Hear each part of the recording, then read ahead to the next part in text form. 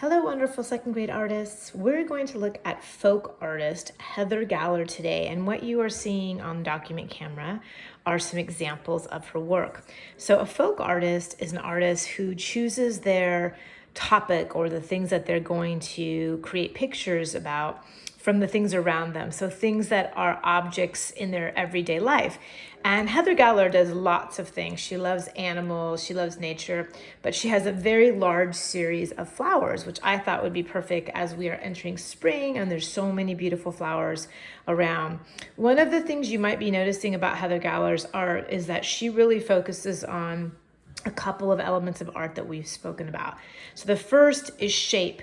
Shape is one of our 7 elements, and you'll notice that the flowers are a bunch of shapes, right? There's circles inside of circles inside of circles. Down below, she has diamonds, she's got triangles, she kind of gets it all. She also has a lot of lines, another one of our elements of art. Of course, she's getting color as well. These are very bright and beautiful. So we are going to try our hand at a Heather Galler style flower masterpiece, and ours will look something like this. And what we're gonna do first off is I would love for you to have a large piece of paper to do this on. So we're going to make one, and this is how we're gonna do it. You just need copy paper for this. So printer paper, just any sheet of white paper. If you're grabbing it off your printer, if it's just a scrap of paper, whatever, you just need 2 of them. And if they are different size than mine, that's fine. But what you want to do is lay them right on top of each other like this. And then I'm going to either tape or glue. If you don't have tape, you can certainly use glue these 2 pieces together to make one large piece. I am going to be sure and keep the tape on the back because I don't want to paint over that. So I'm just going to flip this now. And now I have a large 12 by 18 piece of paper. Again, remember, if you don't have tape, just use a little bit of the glue stick that is in your art kit. All right, so let's start off. You can draw yours first in pencil if you'd like. I'm going to do mine in marker only because if I do it in pencil, you can't see the lines very well on the document camera. I need to put something under that. So I'm using my marker, you're going to use your pencil. And the first thing I'm going to do is I'm going to draw the pot, because the pot is sort of the base for everything else that's coming out of it. There's also a line that we're going to make that I'm pointing to now that's coming out of the pot. And that is something we've talked about before when we've looked at landscapes. It's the horizon line. So the horizon line, if we were outside, is where the sky and the earth would come together. So we've talked a little bit about this where if we were like at the ocean and we're looking out, we look out, we look out, and we look out, and there's a place where our eyeballs can see that the ocean and the sky meet. And at that point, excuse me, my voice got a little tickle. There is something called a vanishing point, which means that our eyeballs can't see any further than that. We are seeing as far as we can where the sky and the ocean meet. That is the vanishing point, that's the horizon line. So this is obviously not outside, but the horizon line is still something that we are using to separate the spaces. So we've talked about how this is the foreground, middle ground, and background. In our picture, this horizon line is going to end up being like a table, all right? So let's get started. So for our pot, make sure I'm still on the document camera, I'm just going to do 2 kind of diagonal lines that are wider at the top and more narrow at the bottom. So I'm starting off and I'm coming down, and I started off and I'm coming down, but I'm making sure that at the top, it's a little bit wider than it is at the bottom, just like a pot would really be. Then I'm going to, I might round mine off a little bit. And then at the top, I'm gonna do the same thing. Sometimes I like to do an oval situation so that I can make it look like I'm putting something in there. Now the trick with this is that I'd like to do some stems. And if I were doing a stem, say like that, I'm going to have them coming at all different heights. So I'm not just having the stem in at one height on the paper. I want some to come up really tall, because my idea here is that I'm going to fill in my paper with the flowers. I'm going to pull back Heather Galler's flowers so we can see them. So what we're going to try to do are make concentric circles. So one circle that fits within another. I'm going to go up top so you can see this. a little bit easier. So I'm literally just making a circle. Now you can certainly be doing this with me, but you can do your own flowers as well. So this, I'm gonna pause right now because this is the flaw of using a marker and not a pencil. And you would know to do this, but if I had my pencil, I would erase my stem right there.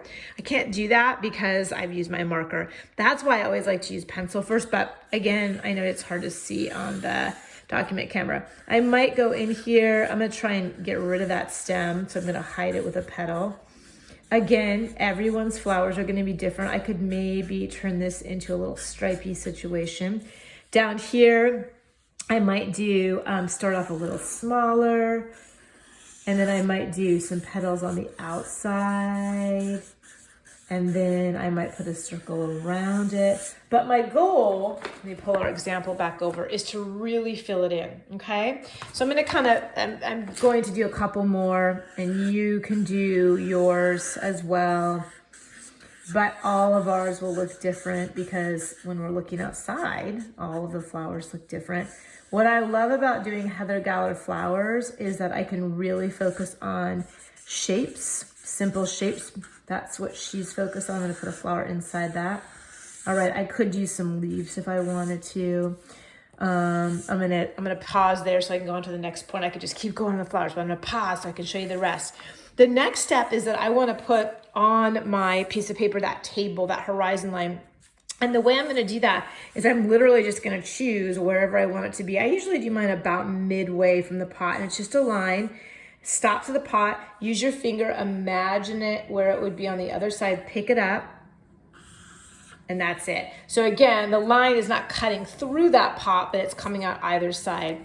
And then we are gonna do a checkerboard because it's really fun and it creates this cool effect. And all you're gonna do to do a checkerboard is continue those lines. Make sure I'm keeping this on the document camera. Let me adjust that a little bit.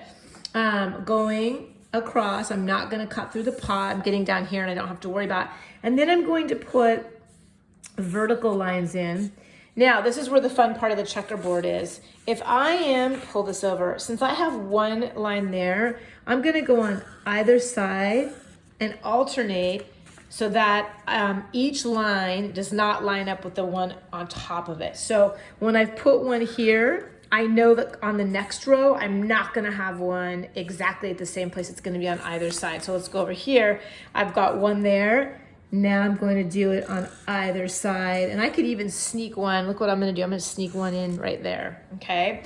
And then I'm gonna keep going. I'm gonna pull this paper so you can see it. I'm gonna go line here. And I could sneak one in there, okay? And my final row, make sure you guys can see it. Again, I'm alternating. So wherever I don't have a line above, that's where it's gonna go. I don't ever wanna have this line go all the way through. So it's sort of a pattern, okay? And then in order to make it a checkerboard, you are going to color every other checker in black. So let's talk for a second about that and I'll show you what I've done here. You have some options on that.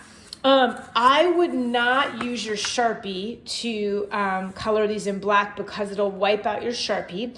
You could, however, use your black Crayola marker. You could also use your black watercolors. And so you are going to paint in or marker every other square so that you create this checkerboard effect. So if I were here, I would color this in, and I don't think my marker will survive this, so I'll just do it like that so you can see it. So I've done this one. I'm not going to do this one. I'm going to do the one below it, not that one. I'd pick up this one. It's just in every other situation, okay? And I would be filling those in solid. If I had my paints, I would do it just like I've done here. Now, the next step is that you have drawn yours. You can now take your Sharpie and you can go and outline your flowers in your pot just so you have those bold, bright, dark lines. And then you're ready for step number 2, which are our pastels. So you have your oil pastels. You could also absolutely use crayons for this. We're going to do a resist. And so we're going to color some of the things in with a pastel, and then we're gonna watercolor over it. And as you know, water and oil, they sort of do this, right? They kind of bounce off each other. They wanna be friends, but it's a hard thing for them to do. So the water is gonna sit right on top of the oil, so it won't go over it. I'm gonna start with my pot, and I'm just gonna maybe come up with a simple design. Maybe shake it up, maybe do another color too, just so we can see. Okay, maybe I'll do it like that, and then I think I'll pick that up. Okay, I'm gonna come back to that. I'm also gonna go up into my flowers, and I'm gonna get as much color as I can while leaving some of the areas without oil pastel. So I'm gonna focus on this flower so you can see what I mean. So I've done some of the petals red, but I left the inside white and I left this white. And then what I might do is color in parts of my background. And you might be saying, why are you only coloring a part of your background? And I will show you why now. Next, after I've done all my pasteling, and there's not a, obviously, just like in any project we do, there's not a right or a wrong way that you're adding color to this. But what you want to do is make it as bright as possible. So on mine, I'm kind of show you, I did my petals and some of my centers. Here I did some designs in pastel, and then the rest of the color is watercolor. So let me show you that now.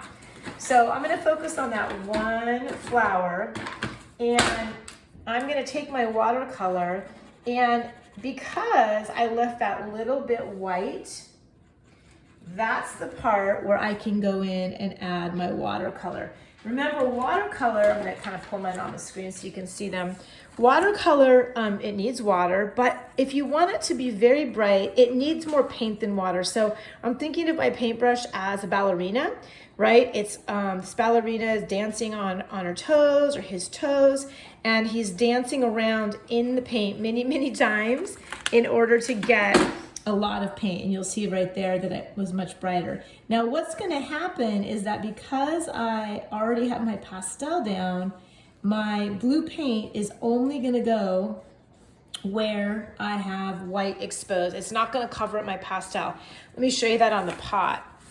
If I come down here and I paint over my red, you can see how it's pushing it away. That's what's gonna happen. So I can do my designs first, but I can paint right over it so that I get those bright colors. Another thing I like to do with watercolor is that, I'm gonna show you on the one that's done.